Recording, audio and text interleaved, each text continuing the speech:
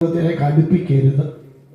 അടുപ്പിക്കപ്പെട്ടോ കോളമാണ് സൂചി കൊണ്ട് എടുക്കുന്നത്. പിന്നെ JCB വന്നാലും എടുക്കാൻ വയ്യാത്ത അവസ്ഥയാണ്. പിന്നെ ചില പെൺപിള്ളേരുണ്ട്, അമ്മ പറഞ്ഞ് തുള്ളടി എന്ന് പറഞ്ഞാൽ അമ്മ എടുക്കും, അവനെ ഇട്ടാരടി എന്ന് പറഞ്ഞാൽ ഇട്ടേക്കും. ഈ ബുദ്ധിയില്ലാത്ത പെൺപിള്ളേർ വിചാരിക്കട്ടെ, എടാ അമ്മയല്ല അവൻ്റെ കൂടെ ജീവിക്കുന്നത്, ഞാനാ ജീവിക്കുന്നത്, അപ്പം എൻ്റെ ജീവിതം സുഖമാക്കുന്നത് ഞാനാണെന്നല്ലേ വിചാരിക്കണ്ടല്ലേ? ചിന്തിക്കത്തില്ല.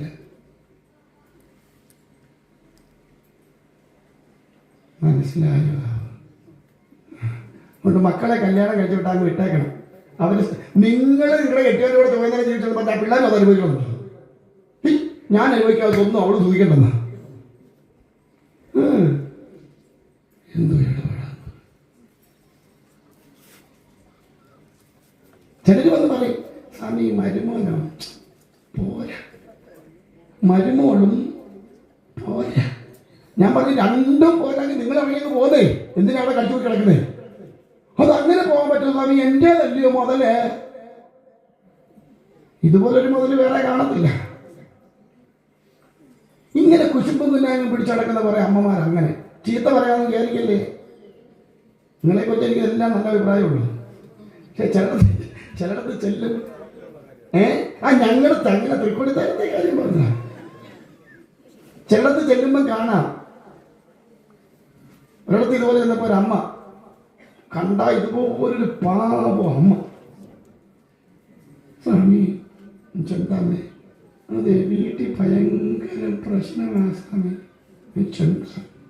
സ്വാമി അവള് വന്ന് കയറി അന്ന് തുടങ്ങിയതാ മോൻ എന്നോട്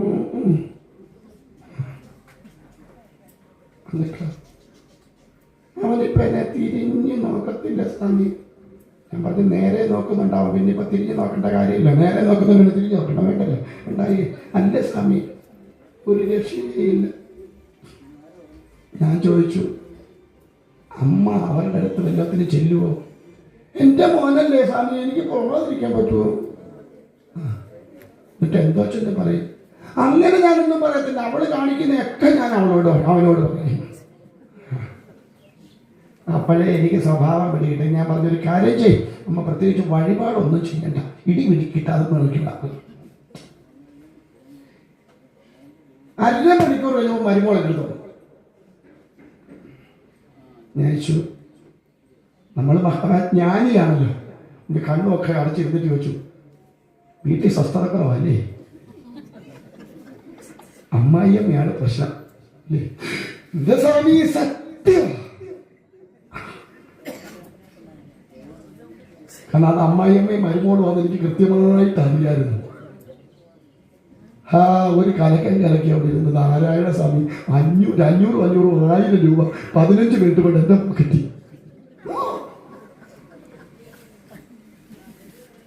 ₹1000 എനിക്ക് ആ ഒരു 15 മിനിറ്റ് കൊണ്ട്. എന്നിട്ട് 2 പേരോടും പറഞ്ഞൊരു കാര്യം ചെയ്യും, 2 പേരും ഒന്നിച്ച് അമ്പലത്തിൽ പോവുക, ഒന്നിച്ച് പോയി തൊഴുക. എന്നിട്ട് സന്ധ്യക്ക് വിളപ്പെടുത്തി 2 പേരും കൂടി നാമം ജപിക്കുക, 2 പേരുടെ അടുക്കള കയറി ചോറ് വെക്കുക. എല്ലാ പ്രശ്നവും മാറും. 2 പേരോട് 3 വിളമ്പി കൊടുക്കരുത്. കാരണം അവൻ ആദ്യം എവിടെ തിന്നും.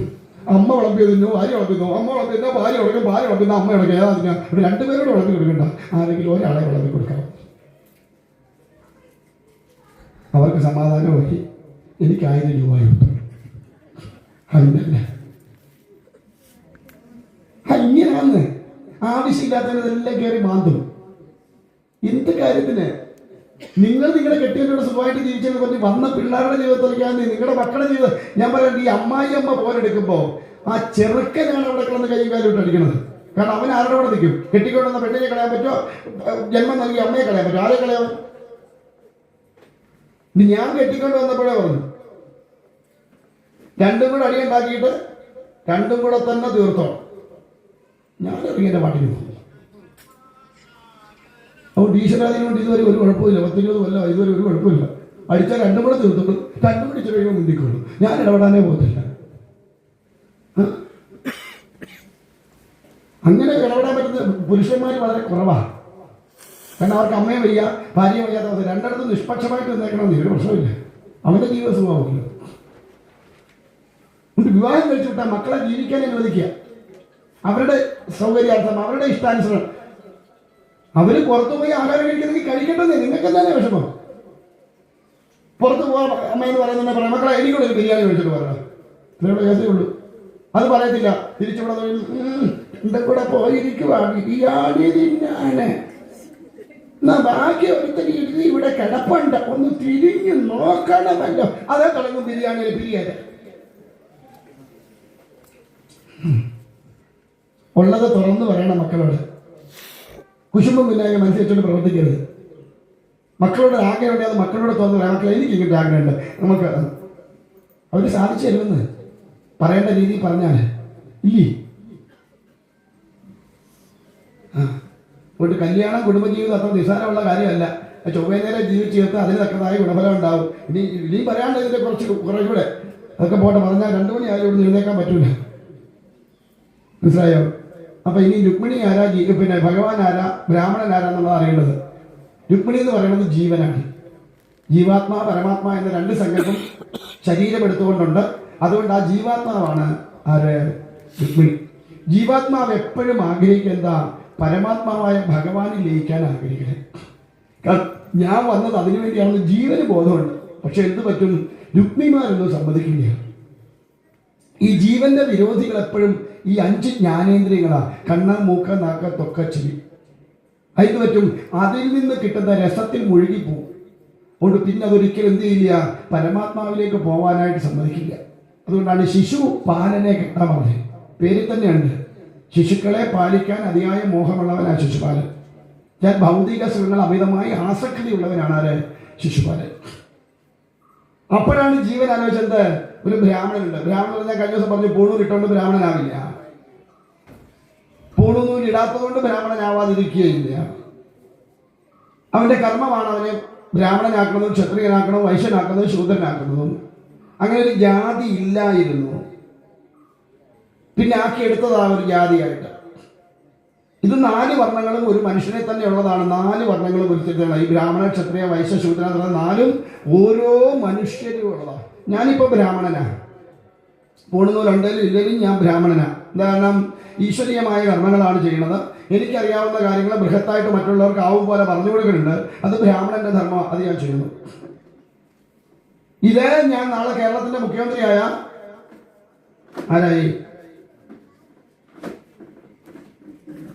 ആവാതിരിക്കട്ടെ അല്ലേ, പറഞ്ഞാൽ അങ്ങനെ സംഭവിക്കല്ലേ എന്ന്.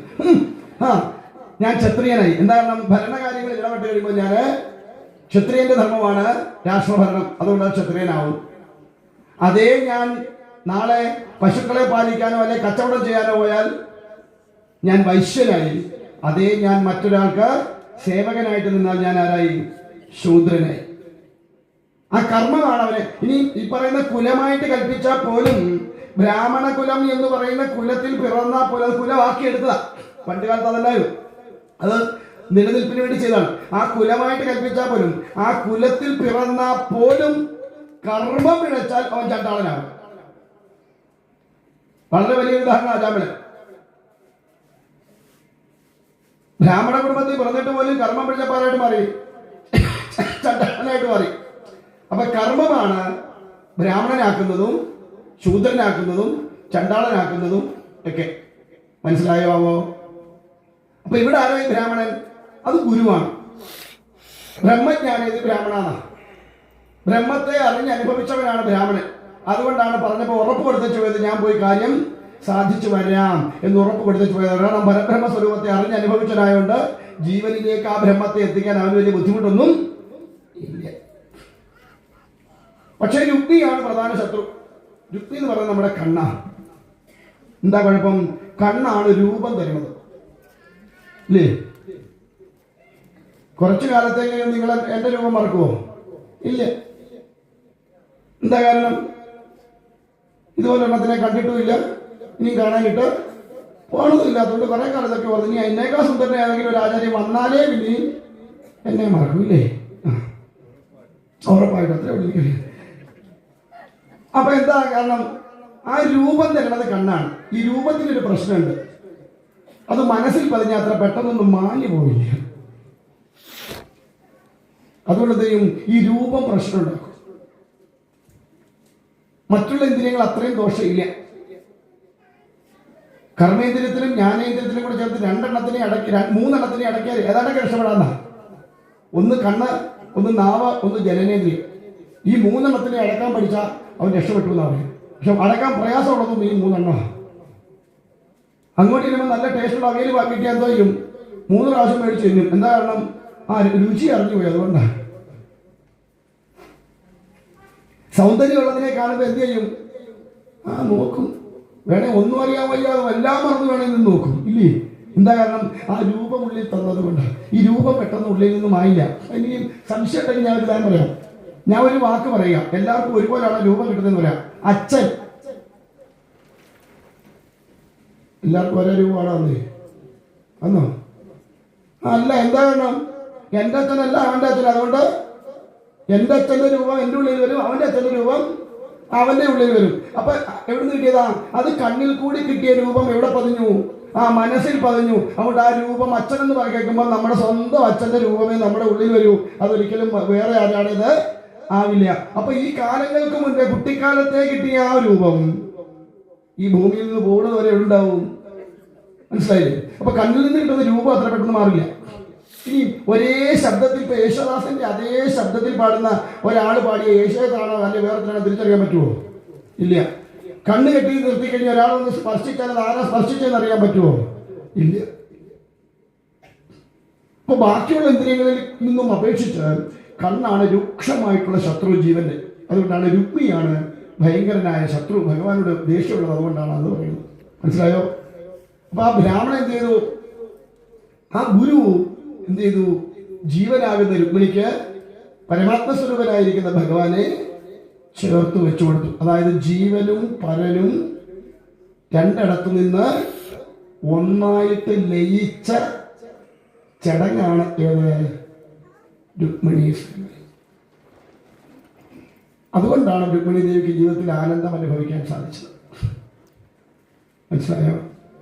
നമ്മളെ കാണിച്ചു കൂട്ടുന്നൊന്നുമല്ല, നമ്മുടെ ആഘോഷത്തിന് വേണ്ടി ചെയ്യുന്നു എന്ന് പറഞ്ഞു. അപ്പൊ ജീവന്റെയും പരന്റെയും സംയോഗമാണ് രുക്മിണി സേവ. ഇത് മനസ്സിലാക്കിക്കൊണ്ടേ നമ്മൾ എപ്പോഴും ഈ ഘോഷയാത്രകളൊക്കെ നടത്തി ആഘോഷിക്കാം. ക്ലിയറായോ? മനസ്സിലായോ? അപ്പം ആ പരമാത്മസ്വരൂപനായ ഈശ്വരനെ കിട്ടണേ ആര് വേണം കൂടെ? ആര് വേണം കൂടെ? മഹാജ്ഞാനിയായ പരമാത്മാവിനെ അറിഞ്ഞനുഭവിച്ച ഒരു ഗുരു കൂടെ ഉണ്ടെങ്കിൽ മാത്രമേ ഈശ്വര സാക്ഷാത്കാരം നേടാൻ പറ്റൂ. ആ ഗുരുവിന്റെ നിർദ്ദേശാനുസരണം പോകുമ്പോൾ ക്രമേണ ഇന്ദ്രിയങ്ങളെയൊക്കെ അടക്കാൻ പറ്റും. മനസ്സിലായത് വിചാരിക്കും.